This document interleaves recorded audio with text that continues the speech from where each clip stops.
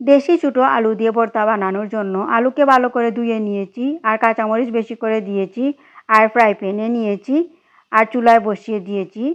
এই আলু ভর্তাটা খেতে কিন্তু খুব মজা হয়।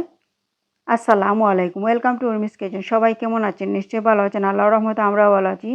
আর দিচ্ছি পেঁয়াজ কুচি, একটু বেশি করে পেঁয়াজ কুচি দিয়েছি।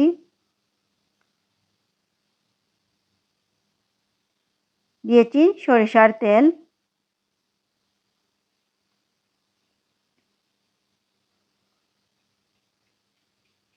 দিচ্ছি অল্প করে লবণ, দিচ্ছি কালো জিরা। কালো জিরা দেওয়ার পরে এই ভর্তাটা কিন্তু খুবই মজা হয়েছিল।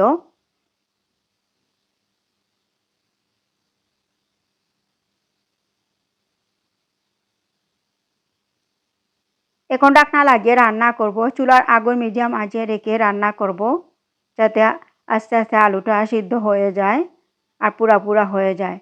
কিছুক্ষণ রান্না করার পর এখন নেড়ে চেড়ে দিচ্ছি।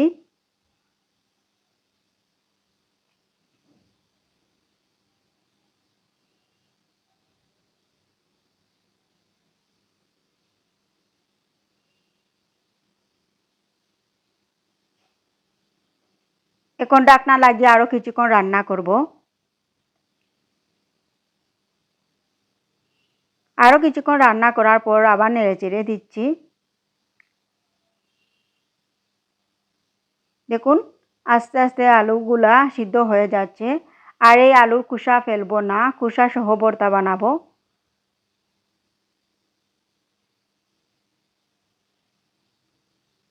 যখন পুরা হয়ে যাবে তখন আমি চুলা থেকে নামিয়ে নিব। দেখুন কত সুন্দর সিদ্ধ হয়েছে। এখন আমি চুলাটা অফ করে নিব। এখন আমি শিলপাটায় বেটে নিব অল্প অল্প করে। শিলপাটায় বেটে নিলে এই ভর্তাটা খেতে কিন্তু দারুণ লাগে।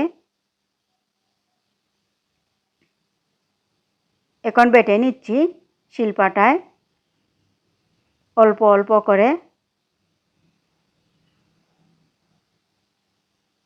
একবার বেটে নিয়েছি, আবার বেটে নিচ্ছি।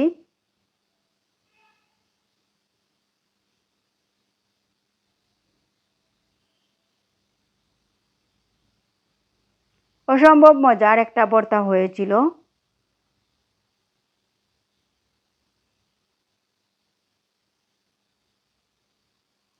এখন একটু মুখে দিয়ে দেখছি কতটুকু লবণ লাগবে। এখন দিচ্ছি কাঁচা পেঁয়াজ, দিচ্ছি ধনিয়ার পাতা,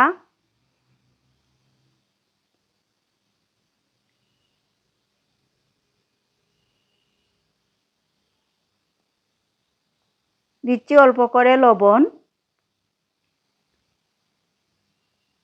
দিচ্ছি সরিষার তেল। এখন মাখিয়ে নিচ্ছি ভালো করে।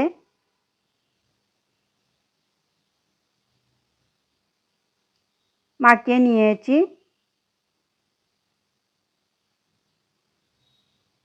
এভাবে বল বল করে বানিয়ে নিব।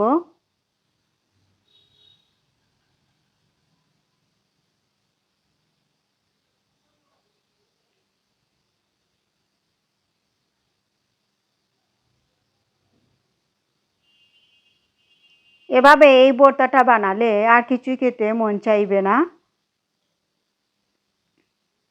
শুধু এই ভর্তা দিয়ে খেতে ইচ্ছে করবে। দেখুন কতটা লোভনীয় হয়েছে এই ভর্তা।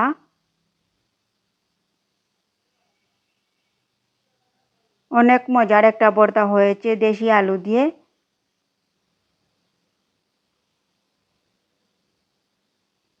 গরম গরম ভাতের সাথে কিন্তু জমে যাবে এই ভর্তা। উপরে দিয়ে দিচ্ছি একটু কালো জিরা।